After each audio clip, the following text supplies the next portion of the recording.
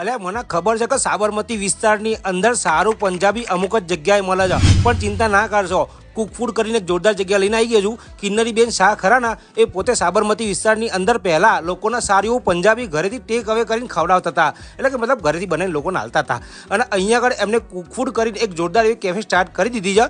આ multi cuisine cafe છે. અહીંયા આગળ તમારે પંજાબી ખાવું હોય તો એ મળી જશે, ચાઇનીઝ મળી જશે, પાઉંભાજી મળી જશે, પુલાવ મળી જશે અને લગભગ કોન્ટિનેન્ટલની દરેક આઈટમ મળી જવાની છે. અને જૈન લોકો માટે તો આ જગ્યા સ્વર્ગ સમાન છે, કારણ કે અહીંયા આગળ જૈન ફૂડની ઘણી બધી વેરાયટી મળી જવાની છે. અને બીજી એક મુદ્દાની વાત કે અહીંયા આગળ તમે હોમ ડિલિવરી, ટેક અવે અને ડાઇનિંગ ત્રણ ઓપ્શન છે. અને તમારા લોકોને અહીંયા આગળ બર્થડે સેલિબ્રેશન અને કિટી પાર્ટી કરવી હોય ને તો એના માટે બી અહીંયા આગળ જગ્યા મળી જશે.